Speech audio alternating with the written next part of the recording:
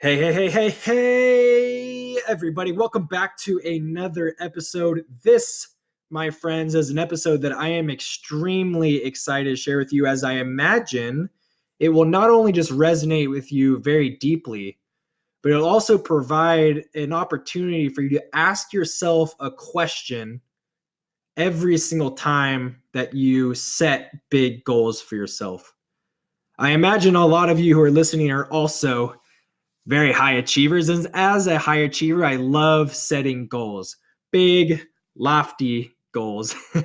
And as I was on my hike earlier today, I took a moment to stop and sit and breathe and connect. And I started to think about some of the big goals that I've been setting for myself over the last few years. And there's been one big goal that has stayed true and that I like to share with a lot of my close family and friends. And I started to think about, well, what is it about this goal that I really, really desire?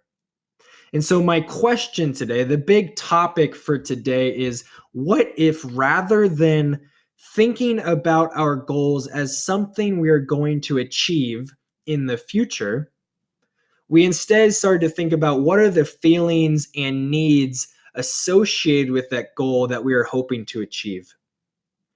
And is it possible to experience those now? Welcome to the Dr. Jordan Fairley podcast. This show is for people who are ready to implement immediate actionable strategies and insights in health, business, and life. Inside each episode, I'll share with you my biggest aha moments, stories, and interviews to introduce new ways to reframe your current situation and reclaim your life. I'm your host, Dr. Jordan Fairley. Welcome to the show. If you tuned in to one of my previous episodes, I shared with you the three main lessons I learned by never becoming an All-American in college. And with that, you got a great understanding of how my one big goal throughout my collegiate running career was to eventually become an All-American. It's like that was the thing that measured your level of success on the collegiate distance running level, especially at the high achieving school that we competed at. And you also know from that story that I never became an All-American. And there's associated feelings of depression and not being good enough and my self-worth not being high enough because of never achieving that goal.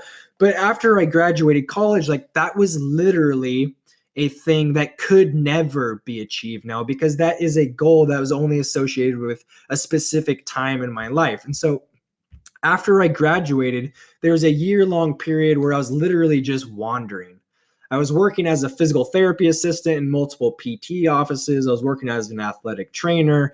And eventually I moved to Park City, Utah with a good friend of mine. And we kind of just were ski bums while also had a goal / imaginary goal, really, of trying to qualify for the Olympic trials in track and field. But eventually thinking that, this time had passed where we'd be able to even achieve that goal, and it would be another 4 years before we could try and train and qualify for Olympic trials. It's like, what is the next thing? And the next thing for me was to eventually go to chiropractic school. And so I looked at all the requirements to get into chiropractic school, and I got in. Once getting into chiropractic school is like, what is the big goal here? The big goal ultimately is to eventually graduate. Along the way, there's all these other goals that you set for yourself. There's 5 different national board exams. There's clinic entrance exam. You have requirements and goals that you need to set for the student patient numbers that you need to hit. There's also requirements for number of outpatients you see in the clinic and all these other requirements along the way. And it was super easy to get stuck in a pattern of just achieving a goal and then immediately looking at the next thing, achieving a goal and immediately looking at the next thing, rather than experience the moment in that present moment. And so after I graduated, I literally graduated with $400 in my pocket. So there was that one day of celebrating with your family and friends after the graduation. And if you're anything like me, I realized $400 in my pocket, living in the 5th most expensive city in the United States. How the hell am I going to pay for rent? that next month. And so I started in the chiropractic practice literally the day after I graduated. Started going to different health fairs, started doing health talks, started doing different community events, started walking door to door, started shaking babies, not shaking babies, kissing babies and shaking hands. Please don't shake any babies out there. But I was doing everything I possibly could to get new people in the door, aside from shaking babies. Hope that one doesn't come back to bite me. But I was doing everything I could to reach this goal to be able to provide for my wife and I, or girlfriend at the time, to even be able to pay for rent this next month. And the goals just kept going time and time and time again.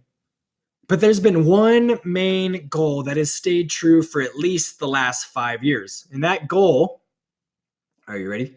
Is eventually I want a Tahoe vacation home for me and my friends and my family. A place where my family and their friends and their family can all get together and share and experience Tahoe and each other's company together. And one, I think it'd be super dope to have a place up in Tahoe that I can get away to every other weekend or whatever it is.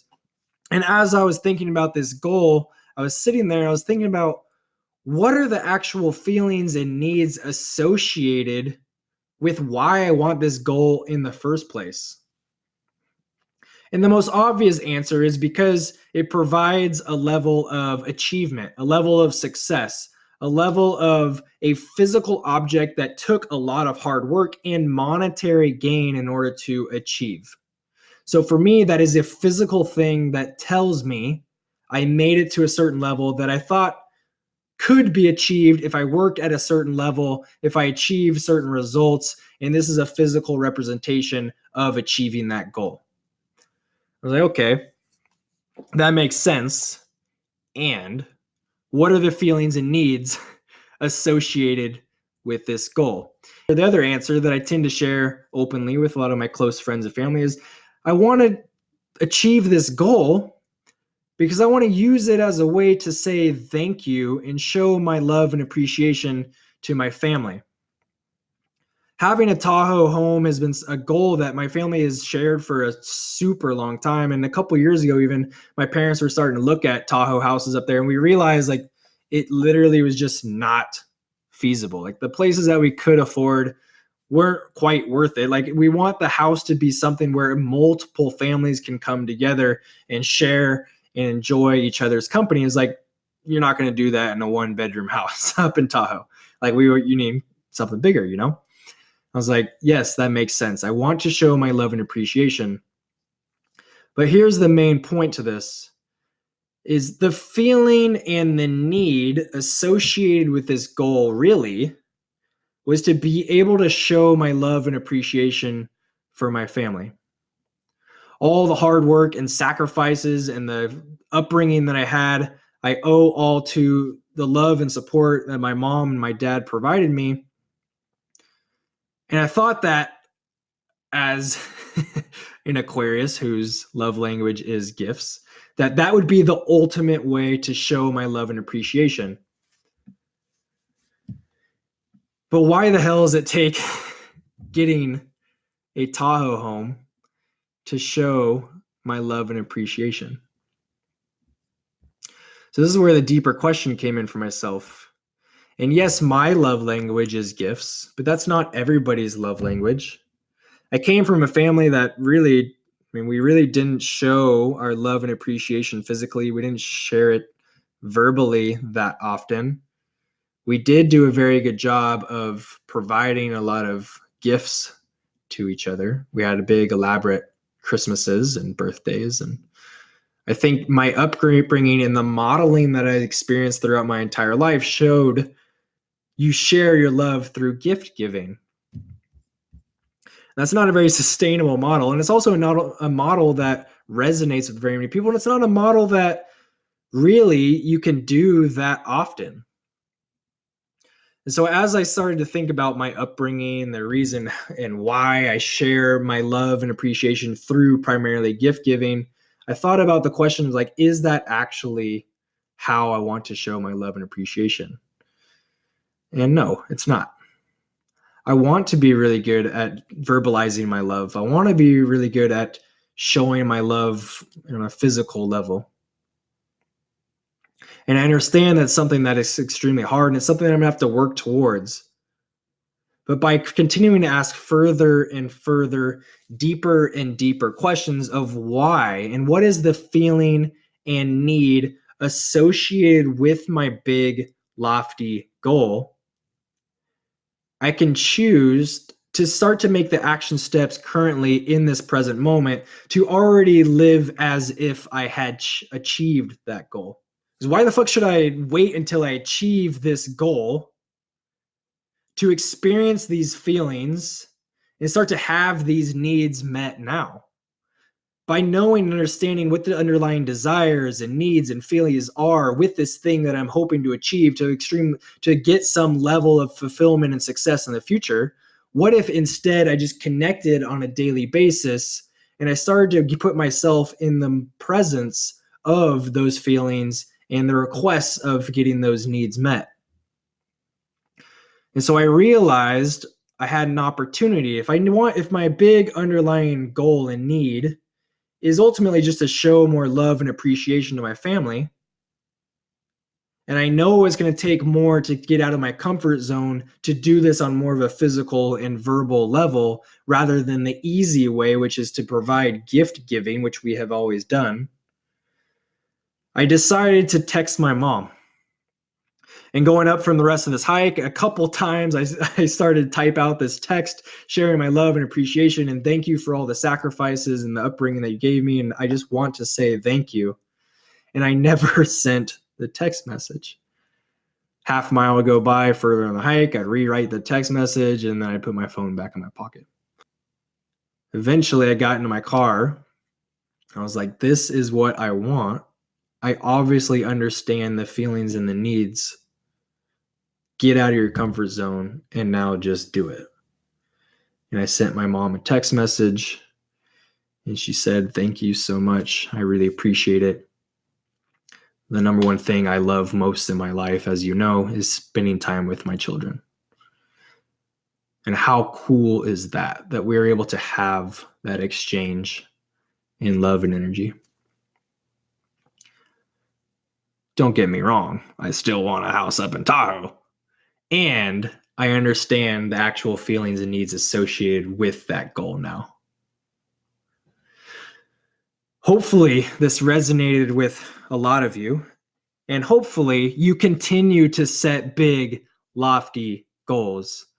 But I want to provide an opportunity for you to start to look at these big goals as instead, what is the feeling and the need and the desire associated with that big, lofty goal? And can you put yourself into a state where you're already experiencing that on a daily basis? And rather than waiting for the big life moments to occur, can you live in the moments between the moments and have those feelings and those needs and the desires met?